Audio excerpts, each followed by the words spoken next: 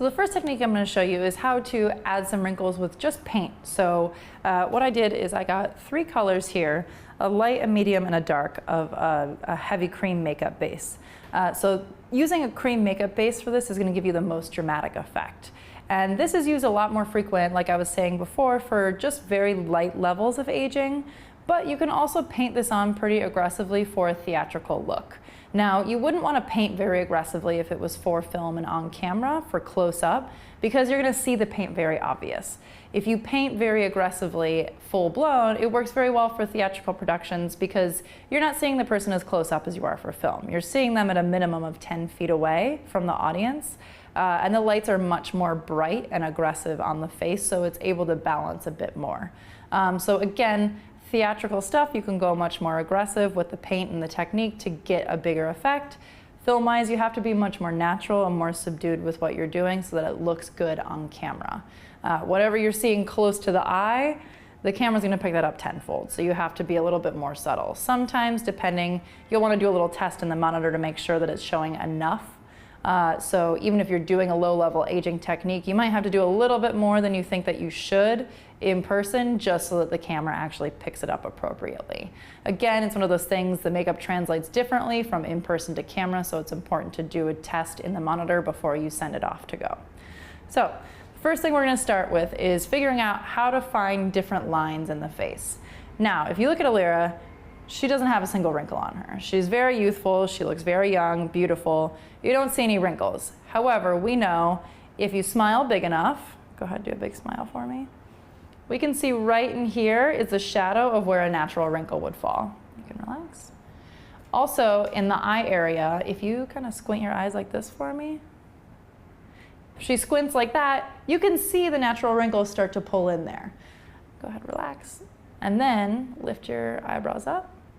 When you lift the eyebrows up, you can see where natural wrinkles would appear in the brow area. So those are 3 of the key points of where you're going to want to add a little bit of wrinkle and a little bit of something to give you a more aged appearance. So that's where we're going to start with, just adding a little bit. So I'm going to take a teeny tiny little bit of the darkest color, and I'm working with a very, very fine pointed brush here. Now, if you're just doing a painted on technique, you're going to want to do your entire beauty makeup look first, and then go back and add the aging as the last part.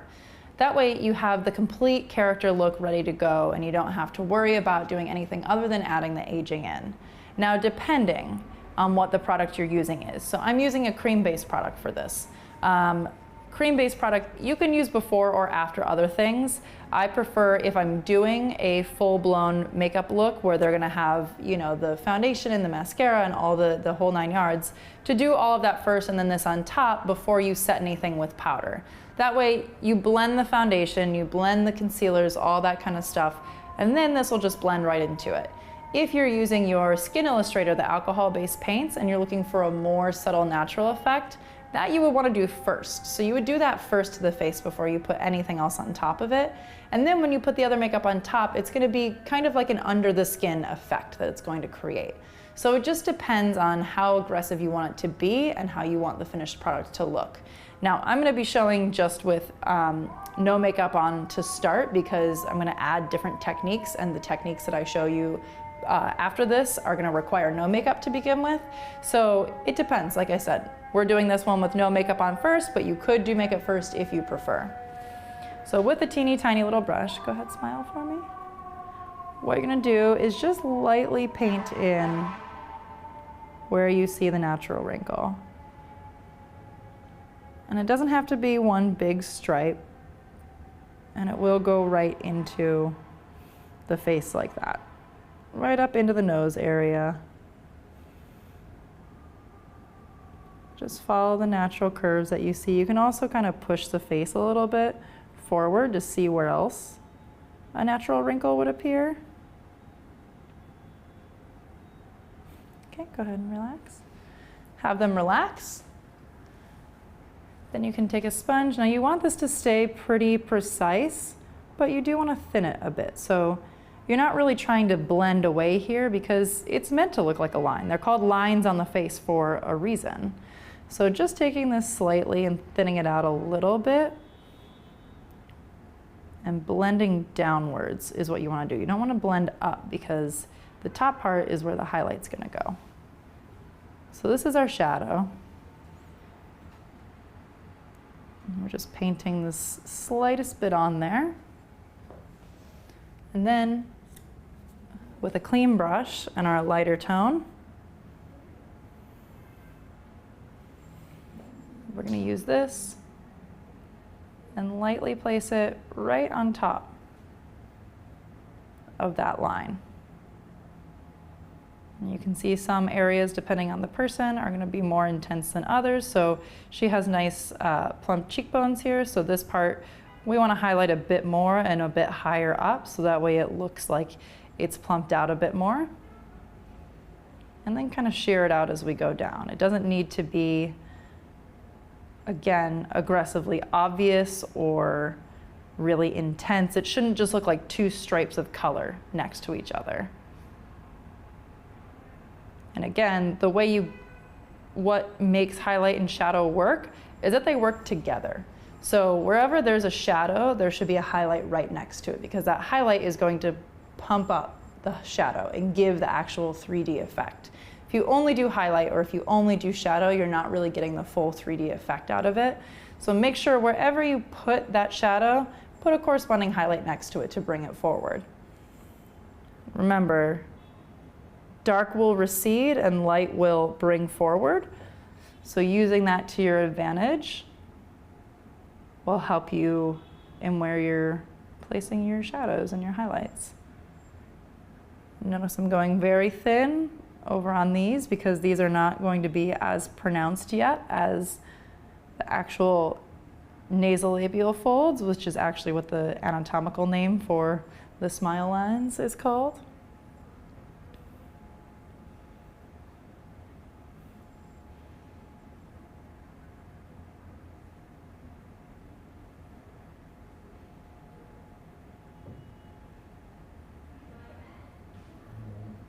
So even if you were trying to do a slight aging, something like that could be a really good start to have this light addition in there. Imagine if we added the other side too, it would just bump it up a bit more.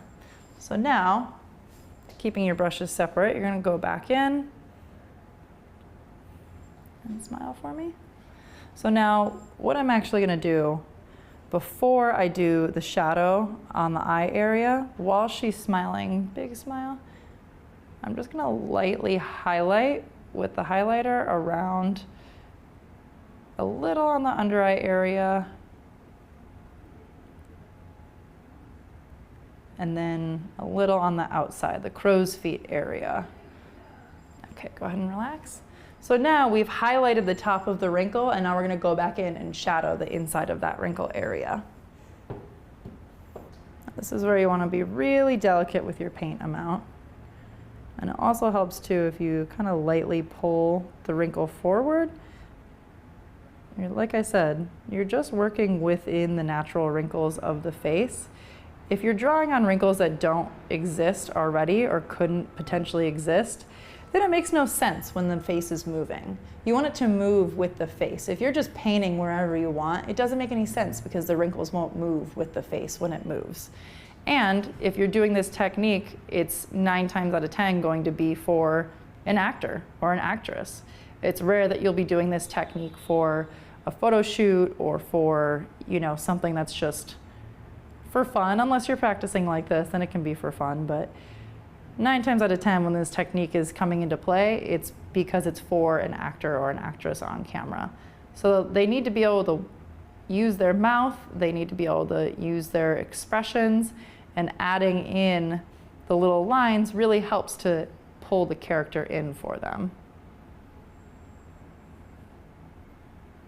So you see I'm just really lightly adding in and following the natural wrinkles where they would fall if she had any. If you need more help, exactly how she just smiled like that is a great indicator. You can just see close up. I'm sure it's hard to see on the monitor because, again, she doesn't have wrinkles, so it's hard to see the teeny tiny ones that could potentially be there unless you're me looking straight at her. But when you're working on someone, you'll be able to see. It doesn't matter how old they are. If they smile really tightly, it will create a natural wrinkle to the face. It could be 5 or 25, it doesn't matter. I'm gonna hold the hair back and just raise your eyebrows really tall for me. You're gonna have them raise the eyebrows really tall for you. Now in her case, there's barely any visible area of wrinkle on the forehead. There's some tiny little parts we can get away with. But remember, this painting technique is meant to be very subtle. So I'm just lightly painting in anything that could potentially pull forward. Because she doesn't really have any natural wrinkling that happens even when she lifts her forehead, which is amazing. You're gonna wanna use reference photos to see where natural wrinkles would lie in the face. And you don't wanna paint all of them or a lot of them, just some to get the effect. So I know from my experience, wrinkles tend to go this way towards the middle of the face. On the sides, they go more sideways like that, more sideways like that. And then in the center, there's always this thing called the 11s that people talk about. It's these sort of lines that go this way on the face that make it look like there's this 11 being cast. And then sometimes there's a line right through the center of the bridge of the nose there.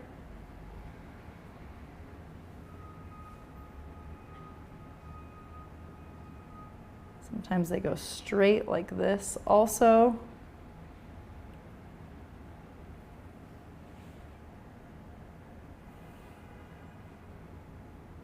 But remember, this is subtle, so don't go overboard with adding in all your wrinkles and whatnots. And then, before we move on to the next section, we take our highlight. Because again, remember, you want to make sure wherever you're adding shadow to, you're adding corresponding highlight to give the effect.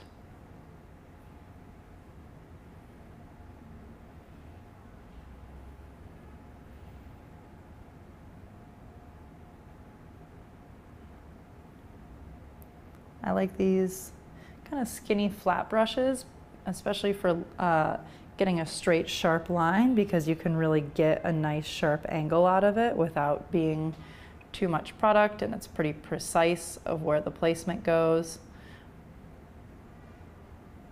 which is important when you're placing the highlights and shadows, because you don't just want to put it wherever. You could also bump up the under eye a little bit more if you want to. Even though we already added some in there, you could bump up a little bit more. And the aging kind of feathers out. You don't want it to just stop and be stuck there as one printed on thing. Kind of feather the product out a little bit so it fades into the skin.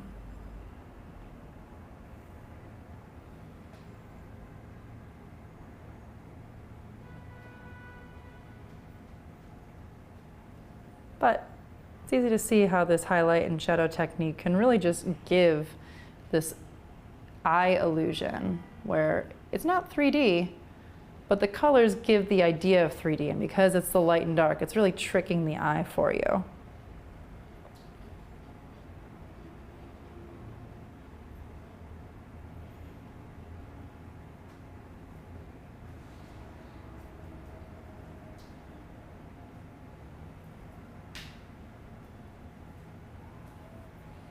Now that we have some of our wrinkles added in, what I'm going to do before we move on is I'm going to set the under eye area, because I'm going to do a couple more things to the under eye area, but I don't want those wrinkles to move. So what I'm going to do is take some of the no color powder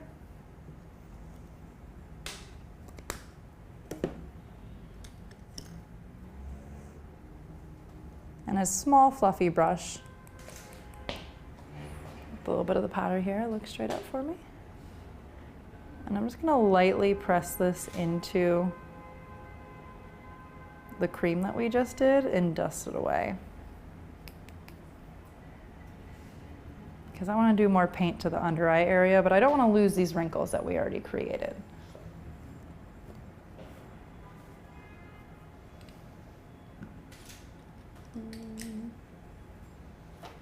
So now what we're going to do is take a little bit of our Skin Illustrator and help to pull some more natural age tones into the eyes.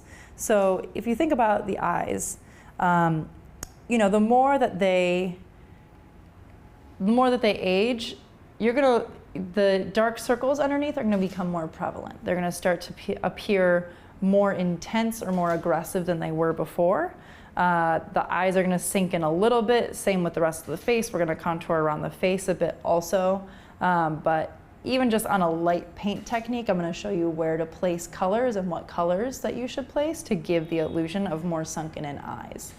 So if you think about the eyes, they kind of have like a purpley blue tone to them, especially as they age, they get a bit more aggressive with that.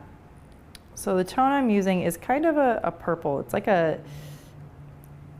capillary tone, which is another thing that you'll see quite frequent too in aging, is the capillaries will start to break around the nose, around the chin area. So adding those broken capillaries in will also help to give the effect. Look straight up for me. So just taking a tiny little bit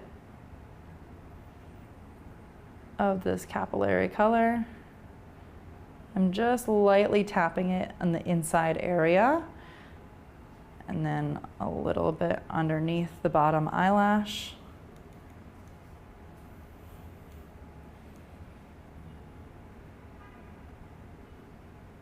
On the outside of the eye specifically too. Are they watering a little? Go ahead, close your eyes for me. And then you want to do on the top of the lid, just a little bit of redness, just because think of your grandma or your grandpa, if they don't have makeup on, the eyes just get kind of red. They stay more red. They're losing, again, the elasticity in the skin. So it's pulling a little bit more of that red tone that kind of looks a little bruised all the time in a sense. And then on top of that, I'm going to add some of the cool tone. So just a cool blue tone.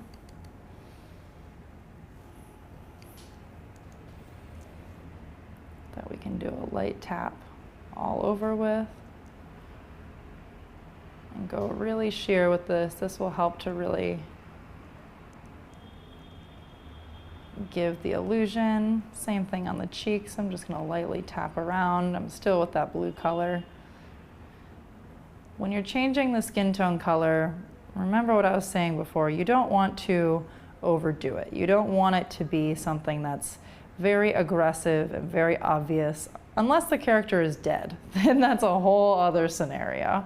But if you're doing a believable age makeup, just taking this light cool tone, how I am, and just slightly stippling it kind of haphazardly all over will give a imperfect look. You know, I've said that word a lot with FXYs, is you want to keep it fairly imperfect because it's going to give you the illusion here of a more realistic appearance. Because you look at the skin is not flat one color. The skin's only flat one color when you've done foundation on top of it. So if you're trying to make it look like it's a different color, lightly tapping and kind of muddling it on there is going to give you a more realistic effect than just painting one flat wash, because that always looks more unnatural than before. Now remember too, we're going to continue on to the neck.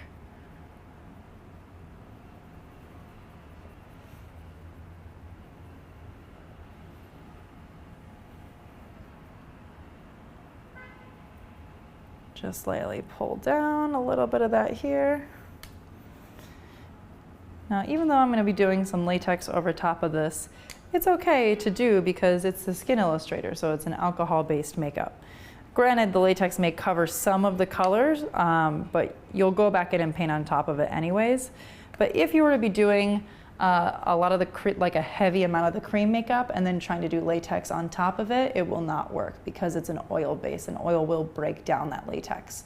So if you're doing the latex base first, you have to do it first and then any other painting on top if you're using cream products. The alcohol-based products, you're able to just kind of go in and do, but we're salon painting. It's just one of those things to keep in mind for future once we get to the later tones. The other thing we want to do, paint-wise, is now I'm with a sponge and just a tiny little bit of that darker color. So you want to feel where the temples would be. So the temple is, when you feel around, it's kind of that hollow point where the total like frontal lobe area of the skull has this little kind of moon shape that pulls down right before the top of the cheekbone. So the temples will start to get a little bit more hollow as you age. So figure out where the temple is and give a light shadow there. Now you want the darkest point to be forward and then it's going to slowly fade. And you may notice some of these techniques from the zombie makeup that we did recently, which is funny enough. There's some fairly similar techniques to aging as there is to a zombie, which never sounds good to hear as a person. However, if you think about it, zombies have a more skeletal appearance to their face, which is exactly what happens to the face as it ages too. So there's a lot of common technique to share between the two. Just don't tell your client that you're doing a similar zombie technique to them. They may not be happy with that. So pull a little bit of that shadow in there. This is where you want it to be a bit more blended versus being more of a straight line. And then for the under the cheekbone area also, we're going to make it look like it's pretty hollowed out here, and this is going to change the face shape a lot. So the contour is going to start in the ear area, and if you are unsure of where the contour is, you can feel it in the face. You'll feel the connection between the top of the cheekbone and the bottom. There will be a natural little divot in there. So take that divot and just follow the face shape. It's not going to be the same for everyone, but follow the face shape and just pull it down a bit. Again, we're not going for really full-blown aggressive here. We just want to give little things to give the effect of aging. However, you know, if you wanted to paint more aggressive, that's going to give you a more aggressive look if you go more full coverage and more opaque with the amount of paint you're doing. But again, that's kind of starting to fall into more of the theatrical zone. So depending on what you're doing, that might be an okay thing, or it just might be better to do the light level. So add a little contour in there. You'll also, again, we're going to continue on to the neck. So if you think about the neck area, you're going to want to contour down a bit underneath the jawline. Again, taking it up by the ear so you don't forget about anything. Now, one thing you want to pay attention to with the jawline here, when she smiles, you want it to look like there's going to be some sort of jowl there. Otherwise, she just has this perfectly trimmed neck, which is the opposite of what we want to do. So what we're going to do is kind of make a little carrot right about there. That kind of goes a little bit above and a little bit below. Same thing with over here. We can kind of make this little carrot on the side. And then you see how that kind of gives the illusion of there being a little bit more of a saggy cheekbone. You can also make the little kind of indented area of the chin that some people have. You can make that look more indented or give it an indent just to give a little bit of a difference in the appearance of the skin. You can also too, I'm going to take my tiny little brush back here. Another thing you can do to help bump it up a little bit is right here on the chin. If you kind of go around like that, that gives the illusion that the chin bone is more pronounced. And then slightly fluff that away.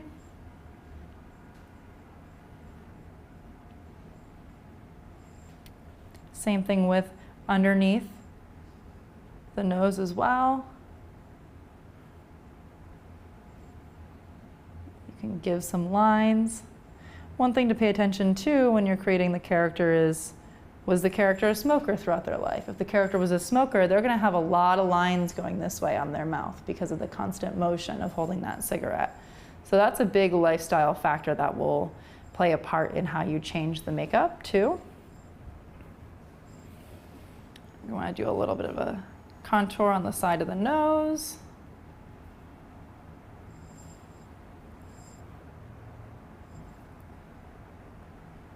And actually right in the sides of the nostril, that always helps to make the nose and the nostril look a bit more thin than they actually are.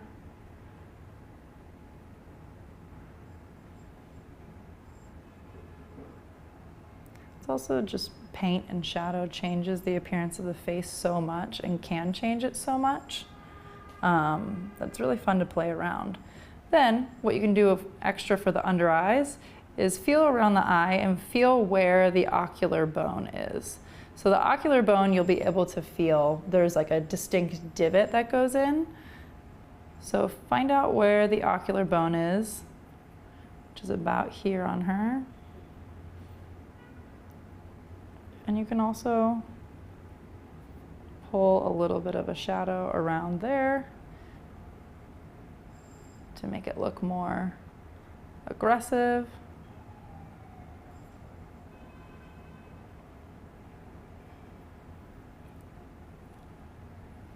And again, the more you want it to look, the more you do. It's one of those things. But it just kind of gives the illusion that the eye socket is a bit more sunken in than it is. And go ahead, close your eyes for me. The other thing we're going to do too is add some highlights and contours on the top of the eyelid. So this, of course, you can see how this would be a much easier technique to do on someone who already has their makeup done, because if you're going to be putting mascara and eyeshadow and all that kind of stuff on top of this, you're going to lose the actual shadowing that you're doing. So doing this afterwards would be a better bet if you're doing eye makeup to them. However, if you're just leaving it as is, which may be the case, you know, maybe they're meant to look sick or something like that where they're not in makeup, that's when you would want to go ahead and do this right as it is. So the other thing we can do to the eye area is with a bit of shadow. When the eye sags, think of the eye kind of droops down like that. So giving the illusion that the eye is cut off around here, which is kind of taking a line and drawing upwards like that.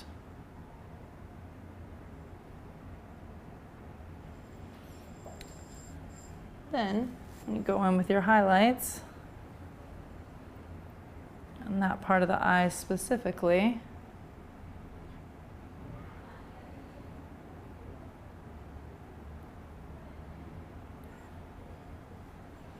go ahead, open for me. You can really make it like the eye is more droopy than it actually is with this highlight and shadow technique. So then, make sure to go back and highlight everything else.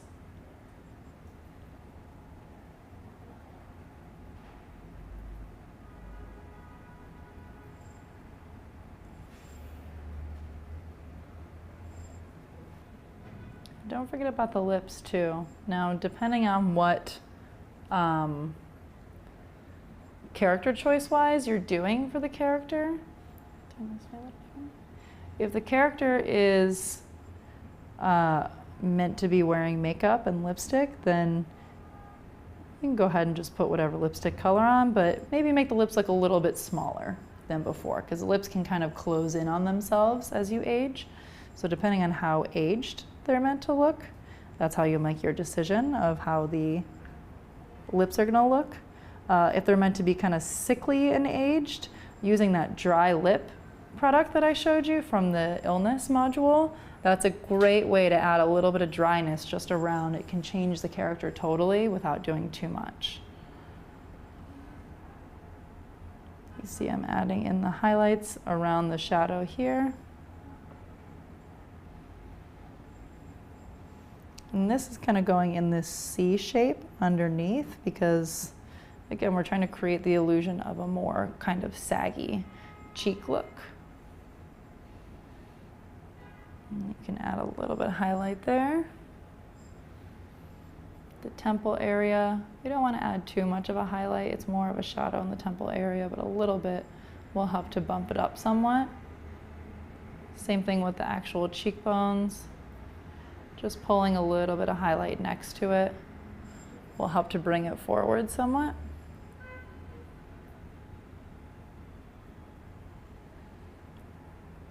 And because this is cream base, I'm able to use the warmth of my hand to help blend it. But remember, if it was alcohol based, it would just be able to blend right away.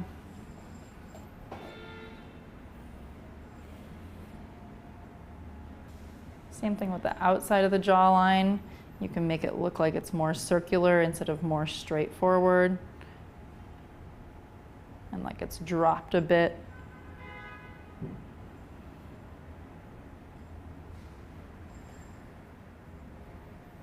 And then when you would get to the neck, I'm going to save the painting of the neck until we put the latex on so you can see how that changes. But it'll be painted the exact same with latex versus without. Turn back forward. You would do exactly follow the structure of the neck. You see natural wrinkles that are created in there. And you can have the client move their chin forward a little bit, move your chin forward a little bit to get a better idea of it. You can relax now. You can also see it's darker in here. There's a highlight here. There's a shadow here, a highlight here, shadow here. Just follow the natural curve of the body and of the face and use that as your guideline because that's how you make it look natural as opposed to just painting wherever.